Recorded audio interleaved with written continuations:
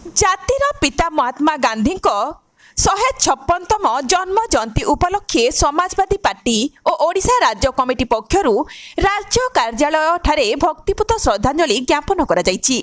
ଏହି ଅବସରରେ ପାର୍ଟିର ରାଜ୍ୟ ସାଧାରଣ ସମ୍ପାଦକ ପ୍ରତାପ କିଶୋର ବାରିକ, ମିଡିଆ ସେଲ୍ ସଭାପତି ପ୍ରଦୀପ ମିଶ୍ର, କୃଷକ ଶାଖା ସଭାପତି ବିଜୟ ବେହେରା, ନୟାଗଡ଼ ଜିଲ୍ଲା ସଭାପତି ହୁଲାସ ବାରିକ ଏବଂ ଯାଜପୁର ଜିଲ୍ଲା ସଭାପତି ଦୀପକ କୁମାର ସାହୁ ପ୍ରମୁଖ ଉପସ୍ଥିତ ରହି ବାପୁଙ୍କ ସ୍ମୃତିଚାରଣ କରିବା ସହ ରାଷ୍ଟ୍ର ପାଇଁ ତାଙ୍କର ଅବଦାନ ଭାରତୀୟମାନଙ୍କ ପାଇଁ ଚିରସ୍ମରଣୀୟ ହୋଇ ରହିବ ବୋଲି ମତବ୍ୟକ୍ତ କରିଥିଲେ।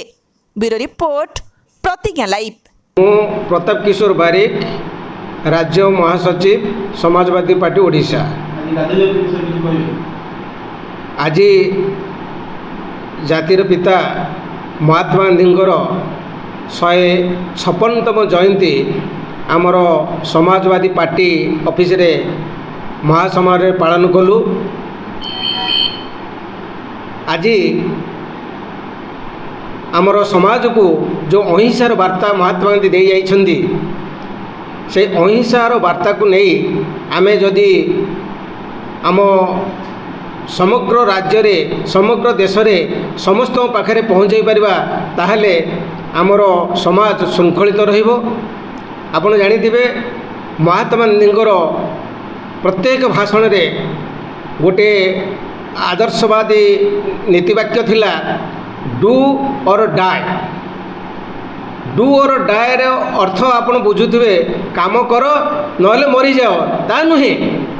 ଡୁ ଅର୍ ଡାଏର ଅର୍ଥ ସେ ତାଙ୍କର କହିବାର ମହତ୍ଵ ହେଲା, ତମେ ଯେଉଁ ଦାୟିତ୍ୱରେ ରହିଛ ସେ ଦାୟିତ୍ୱକୁ ଶୃଙ୍ଖଳା ସହିତ ସମ୍ପାଦନ କର, ନହେଲେ ତୁମ ପଦତ୍ୟାଗ କର। ଡୁ ଅର୍ ଡାଏ, ତୁମ ସେ ପଦର ମର୍ଯ୍ୟାଦାର କାମ କର, ନହେଲେ ସେ ପଦ ଛାଡ଼।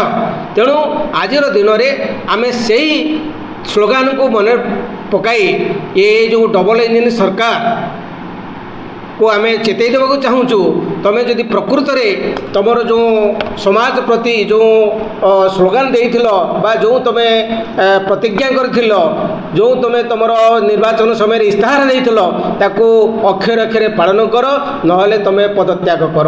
ଆଜିର ଏହି ଦିନରେ ଆମେ ଏ ଡବଲ ଇଞ୍ଜିନ୍ ସରକାରକୁ, ବିଜେପି ସରକାରକୁ ସମାଜବାଦୀ ତରଫରୁ ଗୋଟିଏ ଆହ୍ୱାନ କରୁଛୁ, ଡୁ ଅର୍ ଡାଏ।